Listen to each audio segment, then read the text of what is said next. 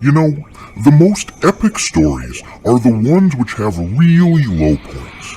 Dark moments when it looks as though the heroes are doomed to fail and the villain appears insurmountable. But right when things look their bleakest, a glimmer of hope appears. The night is darkest just before the dawn. One of my favorite examples of this is in The Lord of the Rings, when Frodo gives up and willingly offers the One Ring to the Nazgul. But just when all hope seems lost, Sam rushes in and talks Frodo out of it.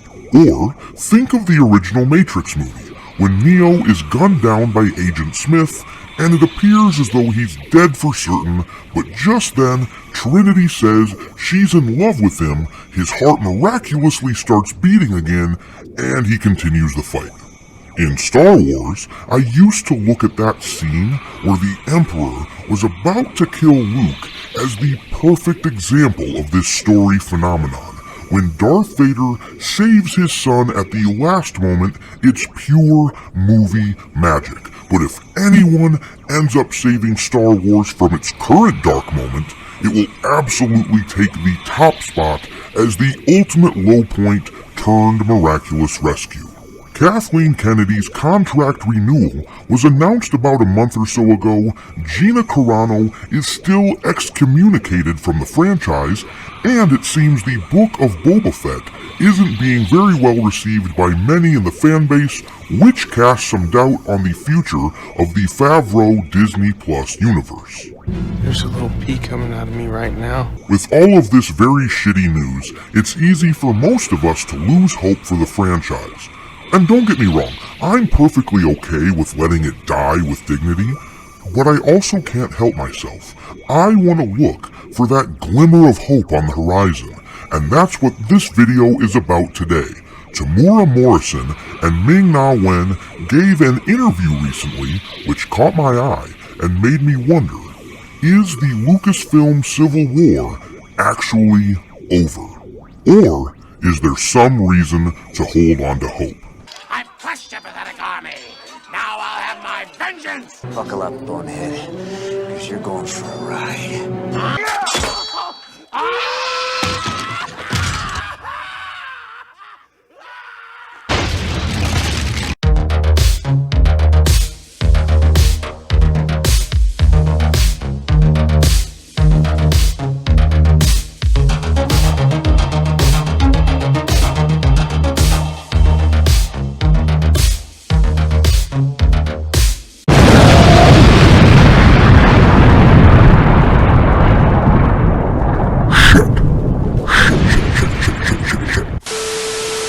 Okay, let's take a look at this interview, but before I do, I just wanted to preface this by saying how much I really enjoy both Temuera Morrison and Ming-Na as people.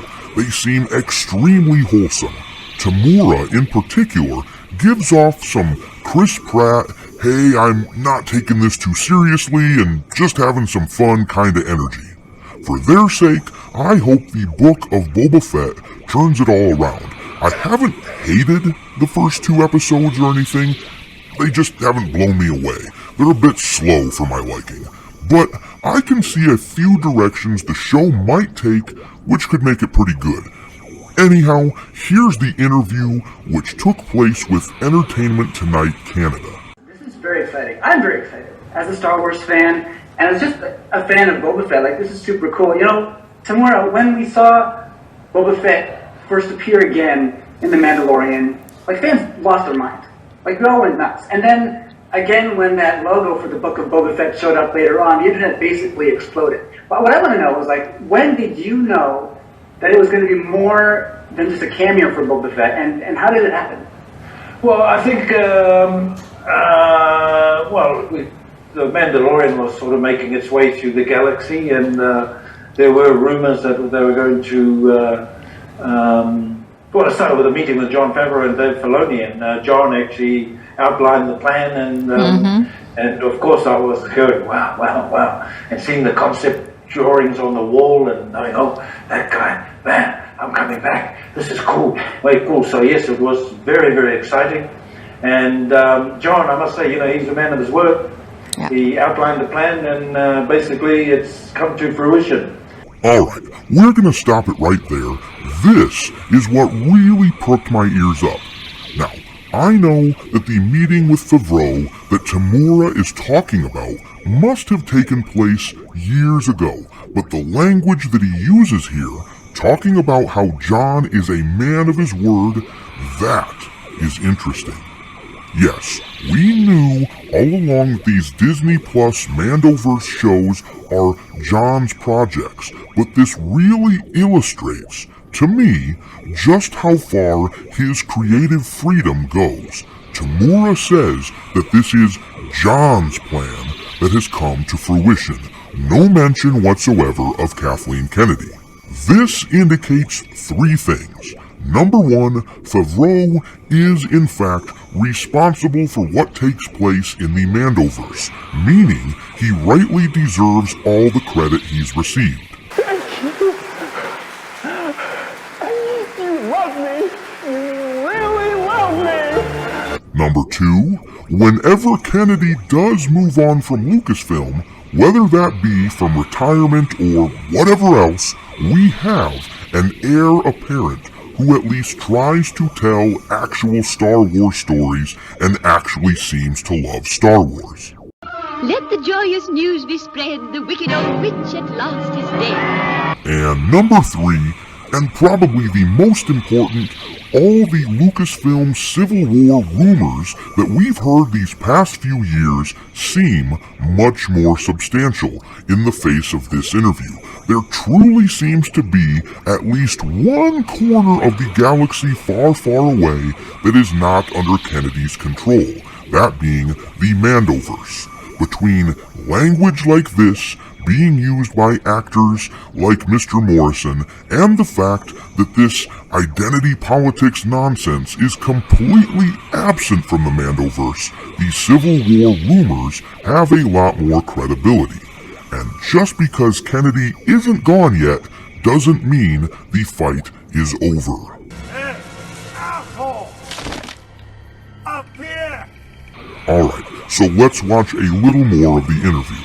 And just very, very blessed. And again, the fans liked the re-entry into The Mandalorian. And I wanted to come in and make a little bit of a noise, bit of a bang, and give them a little bit of energy. And very, very pleased with the outcome. Again, just blessed to have Robert Rodriguez come in and sort of add his edge to the whole feel of this Book of Boba. And again, I think he that's right, he directed that episode that I returned in The Mandalorian as well. So, and him being a big Boba Fett fan kind of, it was just one of those amazing things that... I wouldn't have known it back in the year 2000 while I was playing Jango Fett, but obviously they sat down, had a meeting, and someone said, well, Boba's going to look like Jango. Well, call Temuera Morrison, he's down in New Zealand somewhere, see what he looks like. Get him up here, we need a meeting. And whoever said that is a genius. Yeah. And I thank them. Yeah. Well, if you want to know who it is that Temuera Morrison is calling a genius and wants to thank, we'll let Mr. Morrison himself clarify that further using another interview he did. This article comes from The Hollywood Reporter.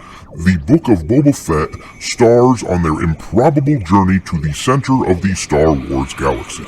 Temuera Morrison and Ming-Na reflect on chance meetings with Jon Favreau and formative years imagining being a Jedi. About halfway through this article, it reads, after playing Boba Fett's father and genetic clone, Jango Fett, in 2002's Star Wars Attack of the Clones, Morrison thinks fate played a role in his reintroduction as Boba, and that the road to this point began when he first met Favreau on the set of 2009's Couples Retreat.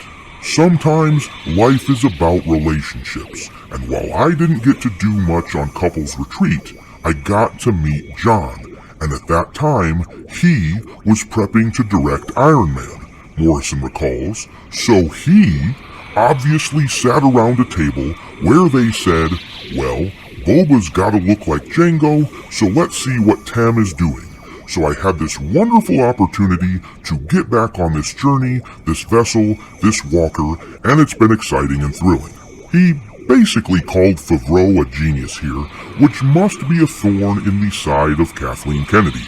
After all, this is supposed to be her universe, and the accolades are supposed to be hers by dint of her being a woman. That being said, I see a smidgen of hope now where there was none before. Perhaps Star Wars doesn't have to be dead. As Star Wars fans, we've seen dark places before, where the bad guy looks unstoppable. But with a bit of patience and the proper gives you the middle finger attitude, maybe we can still win this thing. Join me, and together we can rule the galaxy.